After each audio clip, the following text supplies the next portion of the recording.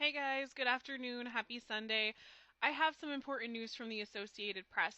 So, this is in regards to the testing equipment and testing information from 19 states.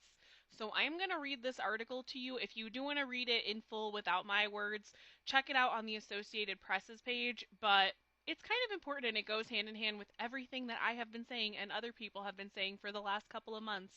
So, let's read it. The requests have come in letters, emails, and phone calls. The specifics vary, but the target is consistent. The U.S. is ramping up an effort to get tester data and other test information from the states.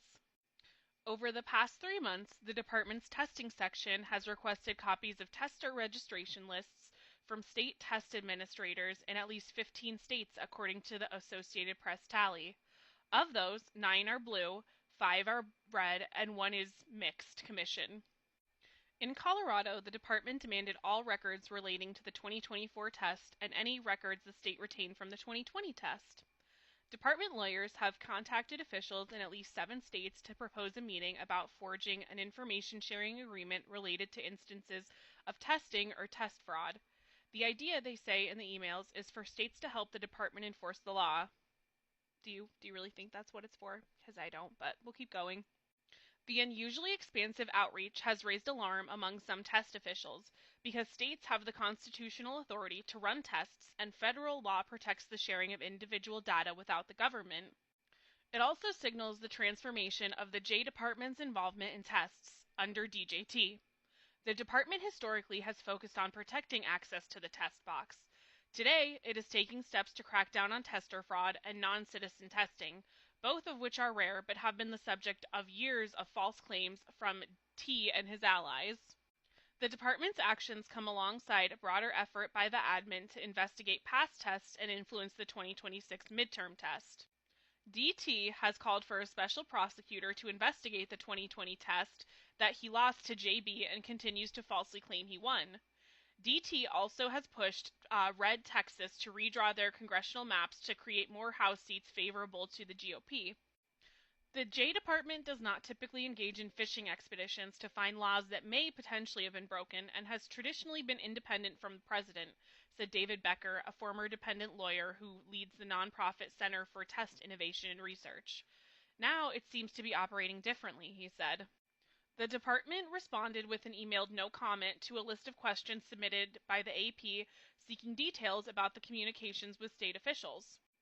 Test offices in Alaska, Arizona, California, Florida, Illinois, Maine, Maryland, Michigan, Minnesota, Nevada, New Hampshire, New York, Utah, and Wisconsin confirmed to the AP that they received letters from the testing section requesting their statewide tester registration lists.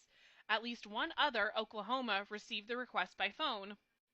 Many requests included basic questions about the procedures state used to comply with federal testing laws, such as how states identify and remove duplicate tester registrations or deceased or otherwise ineligible testers. Certain questions were more state-specific and referenced data points or perceived inconsistencies from a recent survey from the U.S. Test Assistance Commission, an AP review of several of the letters showed.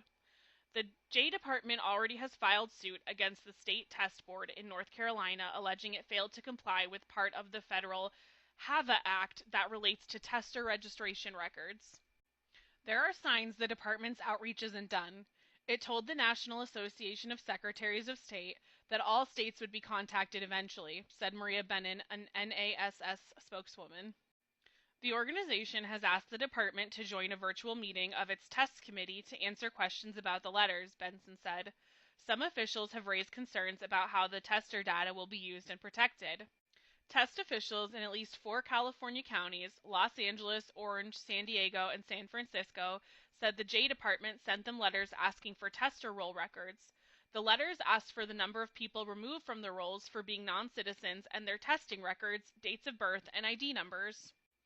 Officials in Arizona, Connecticut, Michigan, Nevada, New Mexico, Rhode Island, and Wisconsin confirmed to the AP that they received an email from 2 department lawyers requesting a call about a potential information sharing agreement.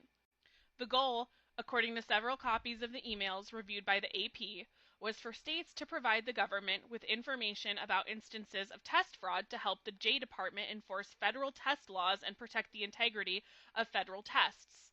One of those sending the emails was a senior counsel in the criminal division. Test officials in several states that received requests for their tester registration information have not responded. Some said they were reviewing the inquiries. Officials in some other states provided public versions of tester registration lists to the department, with certain personal information such as social security numbers blacked out. Elsewhere, state officials answered procedural questions from the J Department but refused to provide the tester lists. In Minnesota, the Office of Secretary of State, Steve Simon, Blue, said the federal agency is not legally entitled to the information.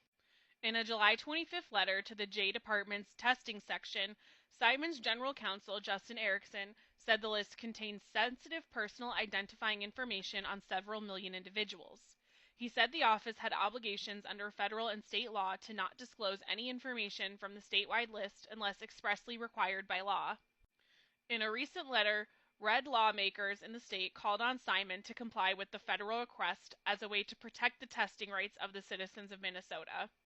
Maine Secretary of State, Blue Shenna Bellows, said the administration's request overstepped the federal government's bounds and that the state will not fulfill it. She said doing so would violate tester privacy. The department doesn't get to know everything about you just because they want to, Bellows said. There is nothing inherently wrong with the J Department requesting information on state procedures or the states providing it, said Justin Levitt, a former Deputy Assistant Attorney General who teaches at Loyola Law School. But the department's requests for tester registration data are more problematic, he said. That is because of the Privacy Act of 1974, which puts strict guidelines on data collection by the federal government. The government is required to issue notice in the Federal Register and notify appropriate congressional committees when it seeks personally identifiable information about individuals. Becker said there is nothing in federal law that compels states to comply with requests for sensitive personal data about their residents. He added that while the outreach about information sharing agreements was largely innocuous, the involvement of a criminal attorney could be seen as intimidating. You can understand how people would be concerned, he said. So I don't know what exactly is going to happen with this. So far, it seems like the states are not going to hand over the tester information, but who knows? If they do, I really hope that ETA and SMART get their hands on it too, because they've been asking for this for months and months, and they still have not gotten anywhere. I mean, SMART has their lawsuit coming up this month in Rockland County, which we all need to keep hyping that up and get the word out there and have more people involved with that.